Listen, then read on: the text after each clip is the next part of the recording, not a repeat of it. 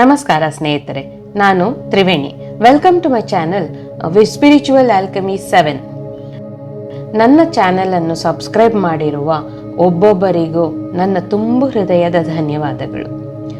ಇವತ್ತು ನಾನು ನಿಮಗೆ ತಂದಿರೋಂಥ ಟಾಪಿಕ್ ಏನಂದರೆ, ನಿಮಗೆಲ್ಲ ಗೊತ್ತಿರೋ ಥರ ನಾಳೆ ಹುಣ್ಣಿಮೆ ಇದೆ.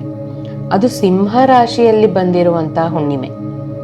ತುಂಬ ಶಕ್ತಿವಂತವಾಗಿದೆ. ಇದು ಹೇಗೆ ಶಕ್ತಿವಂತವಾಗಿದೆ, ನಮ್ಮ ಎನರ್ಜೀಸ್ ಮೇಲೆ, ನಮ್ಮ ಎಮೋಷನ್ಸ್ ಮೇಲೆ ಅದು ಹೇಗೆ ಪರಿಣಾಮ ಬೀರುತ್ತೆ ಮತ್ತು ಈ ಗ್ರಹಗಳ ಸ್ಥಾನ ಪಲ್ಲಟ ಆಗುತ್ತಲ್ಲ, ಆ ಸ್ಥಾನ ಪಲ್ಲಟ ಆಗಿರೋದ್ರಿಂದ ಅದು ನಮ್ಮ ಮೇಲೆ ಹೇಗೆ ಪರಿಣಾಮ ಬೀರುತ್ತೆ, ಅದು ಪಾಸಿಟಿವ್ ಆಗಿರುತ್ತಾ ನೆಗೆಟಿವ್ ಆಗಿರುತ್ತಾ, ನೆಗೆಟಿವ್ ಆಗಿದ್ದರೆ ಅದನ್ನು ಪಾಸಿಟಿವ್ ಹೇಗೆ ಮಾಡ್ಕೋಬೇಕು, ಈ ಥರ ವಿಷಯಗಳ ಬಗ್ಗೆ ನಾನಿವತ್ತು ಚರ್ಚೆ ಮಾಡ್ತೀನಿ ನಿಮ್ಮ ಜೊತೆ.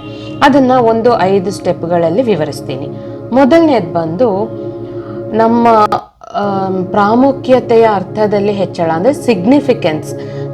ನಮಗೆ ಇನ್ನೊಬ್ಬರು ನಮಗೆ ಜಾಸ್ತಿ ಇಂಪಾರ್ಟೆನ್ಸ್ ಕೊಡಬೇಕು ಅನ್ನುವಂಥದ್ದು ನಮ್ಮ ಮೆಂಟ್ಯಾಲಿಟಿ ಆಗಿರುತ್ತೆ ಈ ಟೈಮಲ್ಲಿ.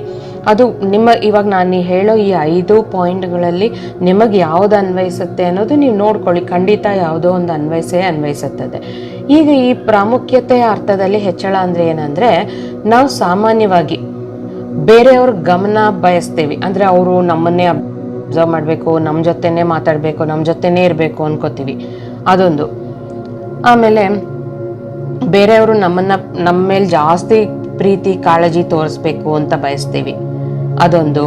ನಾವು ನಮಗೆ ಹೆಚ್ಚು ಯಾರು ನಮಗೆ ಹೆಚ್ಚು ಇಂಪಾರ್ಟೆನ್ಸ್ ಕೊಡ್ತಿಲ್ವಲ್ಲ ಅನ್ಸುತ್ತೆ. ಅಂದರೆ ನಾವು ಈಗ ಮನೆಯಲ್ಲಿರಲಿ, ಫ್ಯಾಮಿಲಿಯಲ್ಲಿ ಎಲ್ಲರೂ ಇರ್ತಾರೆ, ಎಲ್ಲರೂ ನಮಗೆ ಇಂಪಾರ್ಟೆನ್ಸ್ ಕೊಡಬೇಕು, ಏನೇ ಇದ್ರೂ ನಮ್ಮನ್ನು ಕೇಳಿ ಮಾಡಬೇಕು, ಇಲ್ಲ ನಮಗೆ ಜಾಸ್ತಿ ಪ್ರೀತಿ ತೋರಿಸ್ಬೇಕು, ಆ ಥರ ನಮ್ಮ ಮೇಲೆ ಕಾಳಜಿ ಜಾಸ್ತಿ ತೋರಿಸ್ಬೇಕು ಅಂತ ಅನ್ಕೋತೀವಿ. ಹೊರಗೆ ಹೋಗ್ತೀವಿ, ಅಲ್ಲಿನೂ ಹಾಗೆ ಎಕ್ಸ್ಪೆಕ್ಟ್ ಮಾಡ್ತೀವಿ. ಈಗ ಒಂದು ಆಫೀಸಲ್ಲಿ ಉದಾಹರಣೆ ಹೇಳ್ತೀನಿ.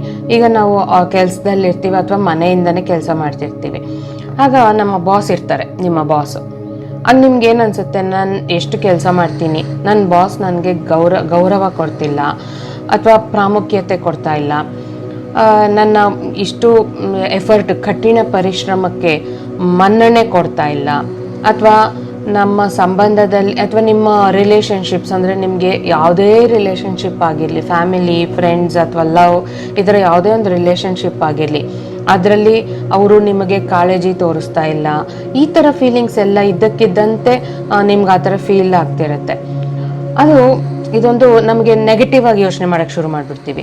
ಅವ್ರನ್ನ ಈಗ ನಮಗೆ ಫ್ಯಾಮಿಲಿಯಲ್ಲಿ ಯಾರು ನಮಗೆ ಇಂಪಾರ್ಟೆನ್ಸ್ ಕೊಡ್ತಾ ಇಲ್ಲ ಅಂದಾಗ, ಯಾಕೆ ನನಗೆ ಇಂಪಾರ್ಟೆನ್ಸ್ ಕೊಡ್ತಿಲ್ಲ, ನಾನಂದರೆ ಯಾರಿಗೂ ಇಷ್ಟ ಇಲ್ವಾ, ಆ ಥರ ಒಂದು ನೆಗೆಟಿವ್ ಆಗಿ ಯೋಚನೆ ಮಾಡೋಕ್ಕೆ ಶುರು ಮಾಡ್ಕೋತೀವಿ. ಆಗ ಏನು ಮಾಡ್ತೀವಿ, ಎಲ್ಲದನ್ನು ನಾವು ದೂಷಿಸ್ತಾ ಹೋಗ್ತೀವಿ.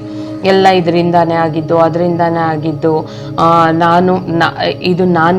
ನನಗೆ ಯಾಕೆ ಯಾರು ಪ್ರಾಮುಖ್ಯತೆ ಕೊಡ್ತಾ ಇಲ್ಲ, ನಾನು ಅದಕ್ಕೆ ಯೋಗ್ಯನಲ್ಲವಾ, ಇಲ್ಲ ಯಾಕೆ ಯಾರು ನನ್ನನ್ನು ಪ್ರೀತಿಸ್ತಾ ಇಲ್ಲ, ಯಾಕೆ ಯಾರು ನನ್ನ ಕಡೆ ಗಮನ ಕೊಡ್ತಿಲ್ಲ, ಈ ಥರ ಎಲ್ಲ ನೆಗೆಟಿವ್ ಆಗಿ ಯೋಚನೆ ಮಾಡೋಕ್ಕೆ ಶುರು ಮಾಡ್ತೀವಿ.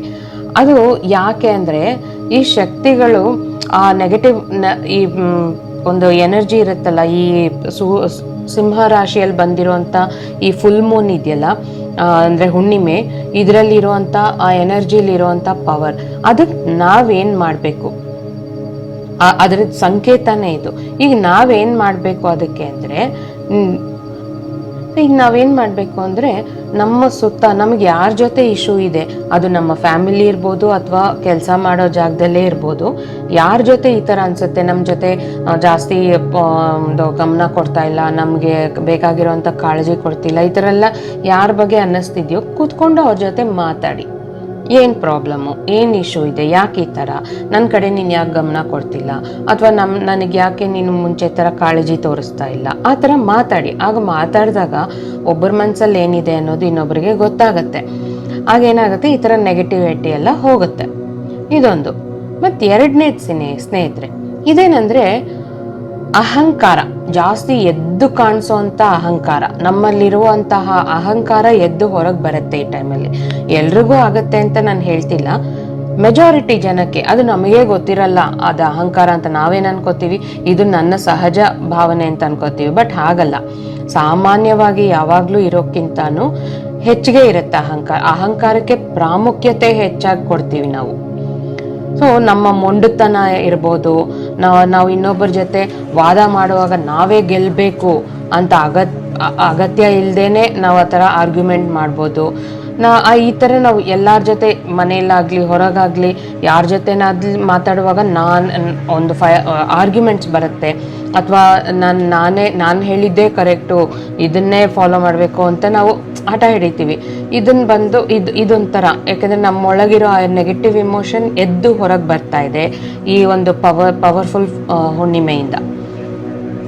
ಇದಕ್ಕೆ ನಾವೇನು ಮಾಡಬೇಕಂದ್ರೆ, ಇದಕ್ಕೆ ನಾನು ಹೇಳಿದ್ದೇ ಕರೆಕ್ಟು ಅಂತ ವಾದ ಮಾಡೋ ಬದಲು ಸ್ವಲ್ಪ ನಮ್ಮ ಮೈಂಡನ್ನು ನಾವು ಕಂಟ್ರೋಲ್ ಮಾಡಿಕೊಂಡು, ಏನು ಹೇಳ್ತಾ ಇದ್ದೀನಿ, ನಾನು ಮಾಡ್ತಿರೋದು ಕರೆಕ್ಟಾ, ಇಲ್ಲ ಇದು ನನ್ನ ಸ್ವಭಾವನೇನಾ, ಯಾವಾಗಲೂ ಇರುವಂಥ ನನ್ನ ಸ್ವಭಾವ ಇದೇನಾ, ನನ್ನ ಮನಸ್ಸಿನಲ್ಲಿ ದಯೆ ಕರುಣೆ ಇಂಥದ್ದಿದೆಯಾ, ಇದ್ರೆ ಮತ್ತೆ ನಾನು ಯಾಕೆ ಈ ಥರ ಆರ್ಗ್ಯೂ ಮಾಡ್ತಾ ಇದ್ದೀನಿ, ನಾನು ಯಾಕೆ ಈ ಥರ ಜಗಳ ಮಾಡ್ತಾ ಇದ್ದೀನಿ, ನನಗೆ ಗೌರವ ಇನ್ನೊಬ್ರು ಬಂದು ನನ್ನ ಒಂದು ವ್ಯಕ್ತಿತ್ವನ ನೋಡಿ ಕೊಡಬೇಕೇ ಹೊರತು ನಾನು ಬಲವಂತವಾಗಿ ಇನ್ನೊಬ್ಬರ ಹತ್ರ ನಂಗೆ ಯಾಕೆ ನೀನು ಮರ್ಯಾದೆ ಕೊಡಲಿಲ್ಲ ಅಂತ ಜಗಳ ಮಾಡೋಕ್ಕಾಗಲ್ವಲ್ಲ.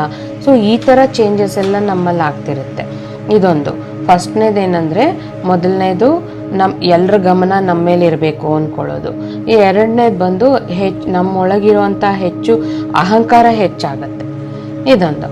ಈಗ ಮೂರನೇದು ಬಂದು ಗುರುಗ್ರಹದೊಂದಿಗೆ ಸಿಂಹರಾಶಿ. ಈ ಸಿಂಹರಾಶಿ ಏನಿದೆ ಗುರುಗ್ರಹದೊಂದಿಗಿದೆ. ಈ ಮಿಶ್ರ ಶಕ್ತಿಗಳು ಅಂದರೆ ಈ ಗುರುಗ್ರಹ ಸಿಂಹರಾಶಿ ಎರಡು ಸೇರ್ಕೊಂಡಾಗ ನಮ್ಮಲ್ಲಿ ಕೆಲವು ಚೇಂಜಸ್ ಬರುತ್ತೆ. ಅದೇನಂದ್ರೆ, ಒಂದು ಬಂದು ಟರ್ನಿಂಗ್ ಪಾಯಿಂಟ್. ಈ ಟರ್ನಿಂಗ್ ಪಾಯಿಂಟ್ ಅಂದ್ರೆ ಏನಂದ್ರೆ, ನಮಗೆ ಅನಿರೀಕ್ಷಿತ ಸುದ್ದಿಗಳು ಕೇಳುವಂತ ಅವಕಾಶಗಳಿದೆ. ಅಂದ್ರೆ ಅನ್ಎಕ್ಸ್ಪೆಕ್ಟೆಡ್ ನ್ಯೂಸ್.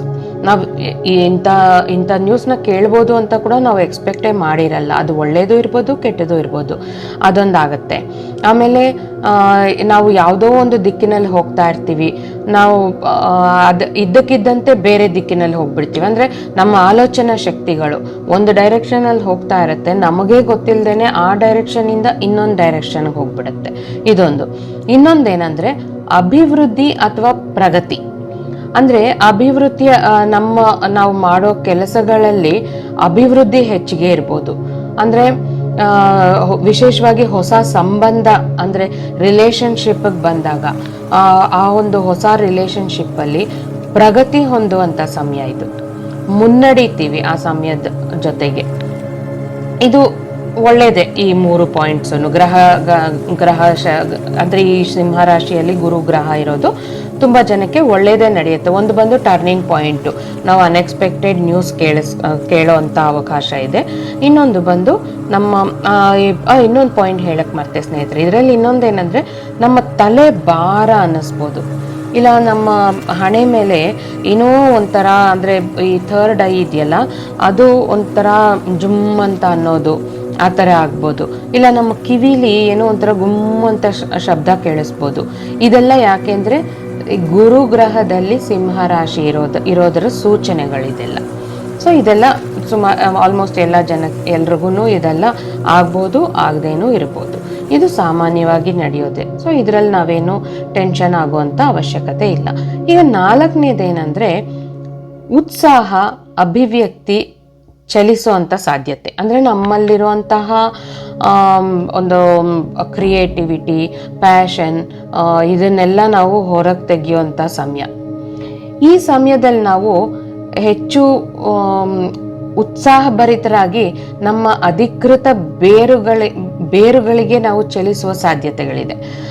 ಅಂದರೆ ನಾವು ನಿಜವಾಗ್ಲೂ ಬಯಸಿದಂತೆ ನಾವು ದೀರ್ಘಕಾಲದವರೆಗೆ ಇತರ ಜನರ ತೃಪ್ತಿನ ಪಡೆಯೋ ಪ್ರಯತ್ನಿಸ್ತೀವಿ. ಅಂದರೆ ಇನ್ನೊಬ್ಬರನ್ನ ತೃಪ್ತಿ ಪಡಿಸೋಕೆ ಪ್ರಯತ್ನಿಸ್ತಾ ಇರ್ತೀವಿ. ನಮ್ಗೆ ಆ ಒಂದು ಕೆಲಸ ಮಾಡೋಕ್ಕೆ ಇಷ್ಟ ಇಲ್ಲದಿದ್ರೂ ಅವ್ರನ್ನ ಸಂತೋಷ ಪಡಿಸೋಕ್ಕೆ ನಾವು ಅದನ್ನು ಮಾಡೋಕ್ಕೆ ಹೋಗ್ತೀವಿ. ನಾವು ಇತರನ್ನ ತೃಪ್ತಿ ಪಡಿಸೋ ಪ್ರಯತ್ನದಲ್ಲಿದ್ದಾಗ ಏನಾಗುತ್ತೆ, ನಮ್ಮತನ ಅನ್ನೋದನ್ನ ನಾವು ಕಳ್ಕೊಂಡ್ಬಿಡ್ತೀವಿ.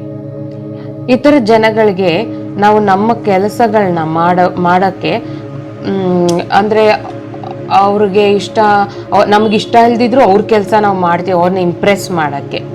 ಆದರೆ ನಾವು ನಿಜವಾಗ್ಲೂ ನಮ್ಮನ್ನ ನಾವು ಗೌರವಿಸ್ತೀವ ಇದು ಮಾಡೋದ್ರಿಂದ? ಇಲ್ಲ. ಸೊ ನಮ್ಮ ಆತ್ಮ, ನಮ್ಮ ದೇಹ, ನಮ್ಮ ಮನಸ್ಸು ಇದೆಲ್ಲ ನಾವು ಸಂತೃಪ್ತಿ ಪಡಬೇಕು ಅಂದರೆ ನಾವು ಹ್ಯಾಪಿಯಾಗಿ, ಖುಷಿಯಾಗಿ, ಸಂತೋಷವಾಗಿರಬೇಕು. ನಾವು ಸಂತೋಷವಾಗಿರಬೇಕು ಅಂದರೆ ನಮ್ಮ ಒಳಗೆ ಏನೇನಿದೆ ಅಂದರೆ ಹೊಸ ಇಚ್ಛೆಗಳು, ಹೊಸ ಬಯಕೆಗಳು, ಇದನ್ನೆಲ್ಲ ಒಂದು ಪೇಪರು ಪೆನ್ನು ತಗೊಳ್ಳಿ. ನೀವು ಏನೇನು ಮಾಡಬೇಕು ಅಂದ್ಕೊಂಡಿದ್ದೀರಾ ಇದನ್ನೆಲ್ಲ ಮಾಡಿ. ಇನ್ನೊಬ್ಬರಿಗೆ ಯಾವಾಗ ನೋಡಿದ್ರು ಎಸ್ ನಾನು ಮಾಡ್ತೀನಿ ಅಂತ ತಲೆ ಅಲ್ಲಾಡ್ಸೋ ಬದಲು ನೋ, ಇದು ನನ್ನ ಕೈಲಿ ಆಗಲ್ಲ, ಇದು ನನ್ನ ವ್ಯಕ್ತಿತ್ವಕ್ಕೆ ವಿರುದ್ಧವಾಗಿದೆ ಅನ್ನೋವಂಥದ್ದು, ಅಥವಾ ನಿಮ್ಮ ಮ್ಯಾನಿಫೆಸ್ಟೇಷನ್ಸ್ ಏನಿದೆ ಇಂಥದ್ದನ್ನೆಲ್ಲ ಬರೆದಿಟ್ಕೊಳ್ಳಿ.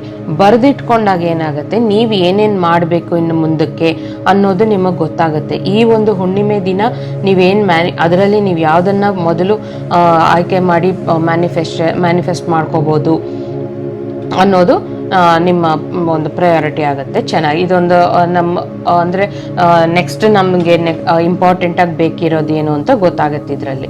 ಈಗ 5ನೇದು ಲಾಸ್ಟದೇನೆಂದರೆ ನಾವು ಗ್ರೌಂಡೆಡ್ ಆಗಿರಬೇಕು. ಅಂದರೆ ನಾನು ಹಿಂದಿನ ವಿಡಿಯೋಲಿ ಹೇಳಿದೆ ನಿಮಗೆ, ಈ ನಾವು ಗ್ರೌಂಡೆಡ್ ಹೇಗಾಗಿರ್ಬೋದು, ನಮ್ಮ ಆರಾನ ಜಾಸ್ತಿ ಮಾಡ್ಕೊಳ್ಳೋದು. ಅಂದರೆ ಈಗ ನೇಚರಲ್ಲಿ, ಪ್ರಕೃತಿಯಲ್ಲಿ ಹುಲ್ಲಿನ ಮೇಲೆ ಬರೀ ಕಾಲಲ್ಲಿ ನಡೆಯೋದು, ಅಥವಾ ಶವಾಸನದಲ್ಲಿರೋದು. ಅಂದರೆ ಶವಾಸನದಲ್ಲಿ ಮಲಗಿದಾಗ ನಮ್ಮ ಅಂಗೈ ಮೇಲ್ಮುಖ ಮಾಡಿ ಇಟ್ಕೊಂಡಾಗ ನಮ್ಮ ಭೂಮಿ ತಾಯಿ ಮತ್ತು ಯೂನಿವರ್ಸ್, ಬ್ರಹ್ಮಾಂಡ ಎರಡರ ಜೊತೆ ನಾವು ಸಂಪರ್ಕದಲ್ಲಿರ್ತೀವಿ. ಆಗ ನಮಗೆ ಆ ಒಂದು ಒಳ್ಳೆ ದಿವ್ಯವಾದ ಒಂದು ಎನರ್ಜಿ ಸಿಗುತ್ತೆ. ಅದು ನಮಗೆ ಕಾಪಾಡುತ್ತೆ ನಮ್ಮ ಆರಾನ. ಸೊ ಇದೊಂದು ಲಾಸ್ಟದು ಆಯ್ತಲ್ಲ, 5 ಗೊತ್ತಾಯ್ತಲ್ಲ. ಒಟ್ಟಾರೆ ಇದರ ಅರ್ಥ ಏನು ಅಂದರೆ, ನಿಮ್ಮ ಭಾವನೆಗಳನ್ನ ಹೇಗೆ ನಿಭಾಯಿಸ್ಬೇಕು, ನಿಮ್ಮ ಅಹಂಕಾರನ ಹೇಗೆ ನಿರ್ವಹಿಸಬೇಕು, ಜಗಳ ಮಾಡಬಾರ್ದು, ಹೆಚ್ಚು ಭಾವೋದ್ವೇಗಕ್ಕೆ ಒಳಗಾಗಬಾರ್ದು ಎಂದು ನಿಮಗೆ ತಿಳಿದಿದ್ರೆ ಮಾತ್ರ ಈ ಹುಣ್ಣಿಮೆನ ಅಭಿವ್ಯಕ್ತಿಗಳಿಗೆ ತುಂಬ ಒಳ್ಳೆಯದು. ಏಕೆಂದರೆ ಭಾವನೆಗಳು ಹೆಚ್ಚು, ಬುದ್ಧಿವಂತಿಕೆ ಕಡಿಮೆಯಾಗಿದೆ.